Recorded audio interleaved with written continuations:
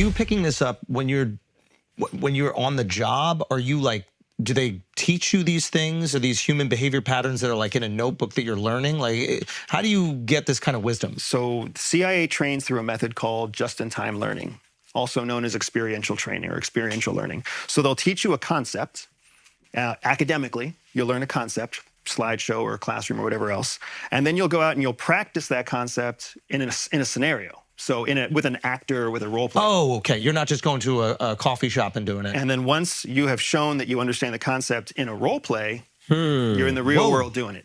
And that's how you cement a skill before you come back. How much are these actors fucking with you in these? Like, how tricky are they making things? Yeah. So do they even know? Oh, yeah. Because the actor's blind in it. They're not actors like you're thinking of actors. They're role players, meaning they are CIA officers who have already been through the ringer, and now they're helping to train the next generation. Is this at the farm? So correct. The farm is our training academy, and there are multiple schools that we have. The farm is the most famous, but that's where we go through. That's the most practical, real-world example of our full experiential learning cycle. Could you give us an example of one of these exercises? Sure. So there's one of my favorite exercises is a free cup of coffee exercise. So you have to get a free cup of coffee, but there's certain stipulations. You can't ask for a free cup of coffee. You can't trade somebody for a free cup of coffee. But you have to get a free cup of coffee. Can you be a woman? Many of them are born that way, yes. So unfair. Okay, go on. So what you have to do is they will teach you, like, here's how you create reciprocity, and here's how you create interest, and here's how you create value for somebody in excess of what a cup of coffee costs.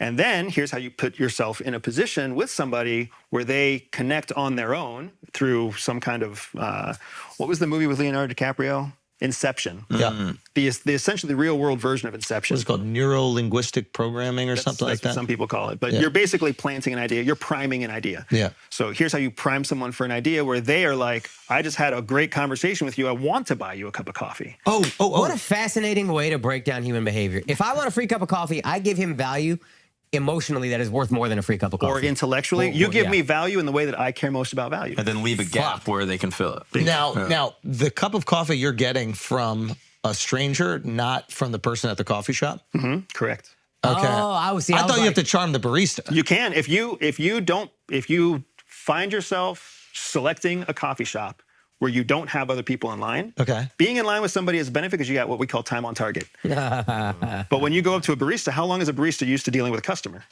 It's 12 seconds. How are you going to create value in 12 seconds? Oh, wow. How big is the farm? Is it like Westworld where it's just like hundreds of people like just living in a scenario? I mean, essentially, it's a base. The farm is a giant retired military base. Instructors live there. Students live there. Contract personnel stay there for long deployments. Like, it's a self-contained place. And they have total control over your entire student experience there, which is how you can go through this kind of training. So that coffee shop is an actual coffee shop? Like outside. Like in the movie The Recruit, you have to go and get someone from the bar and get them out. Wow. What's the, have you ever had like a really awkward exchange when you're trying to practice something that you learned? Yes. We would call it in comedy bombing. Have you bombed? Bombed. Okay, tell me about a bomb. I've bombed a lot of times. Okay, tell me. Well, hopefully not real. Yeah. You can't say that. No, Allah Akbar. No, but yeah. So I mean, I've bombed in the real world, like with this coffee example. Yeah, it took me 6 attempts before I got a free cup of coffee. And what happens the first attempt? What do you? So I think the first time I went there, I tried to talk to a barista. Okay. And I tried to just show up and be like, hey, I've got this thing. And I went looking for like a wallet. Like, oh, I don't know where my wallet is. And she was like, well, I can't give you any coffee. Oh, you tried to guilt her. Yeah, I was just trying to be like, oh, Not very out of the effective. nice, it's not very effective. It's not part of the training. I hadn't internalized the concept yet, right? So then I went another time and I was like with a dude and trying to talk to a dude about stuff that I was not connecting with what he cared about.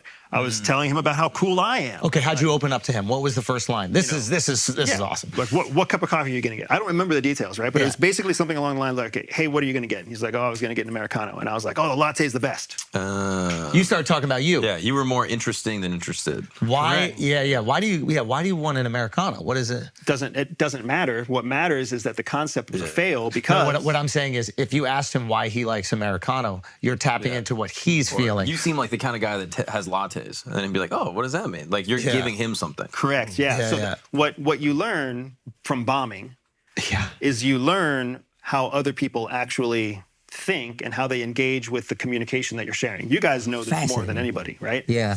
Because when you start to engage with somebody about what they're interested in, now all of a sudden they don't see you as a threat or an outsider. They see you as like a friend. Yeah. You make me feel good about me because Yes. you're asking me questions about me. I like you. Yes. Right? I trust you because you're saying things about me that I also believe. And that's how you get to a place where after 6 minutes in line and you get up to the front of the line, they're like, "Can I buy you a cup of coffee?" Do you remember the moment that you were asked? Absolutely. Okay, what happened? How'd you do that? So it was a much older lady. It was like a lady in her 50s. You son of a bitch. Okay, good. And we had been in line. you just whipped it out. You're like, you seen one of these lately? I like mocha latte. Okay, go. So it was a much older lady, and we were in line, and it became very clear to me that she liked to talk, but nobody would talk to her. So then I just kind of sat there and let her talk. And everything that she brought up, her grandkids, her kids, her cats, her job, I just asked a follow-up question. I was like, oh, that's interesting.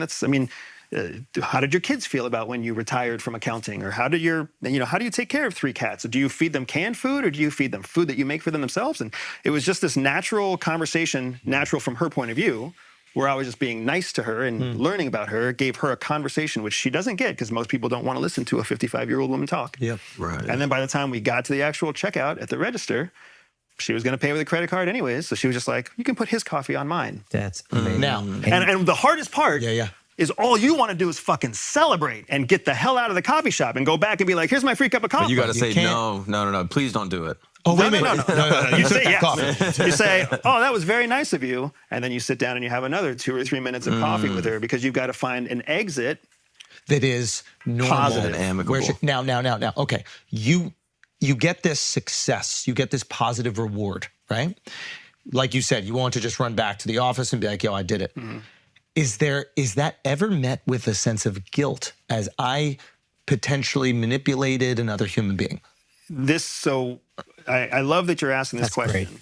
I love that you're asking this question because to get to the place where you're going through that level of training, you've already been psychologically assessed in a realm of antisocial behavior that makes it so that you know and the people who are training you know that you're not really wired to feel guilt So about manipulating others. my follow-up to that is this. Before you came here, I was ready to ask you a bunch of, I don't want to even call them hard questions, but I had less empathy for you. Now that we've spoken a bit and I like you, I have a little bit more empathy. So I'm like, do I really want to ask him a question that he might get in trouble for answering by the CIA? And I'm starting to feel these sensations.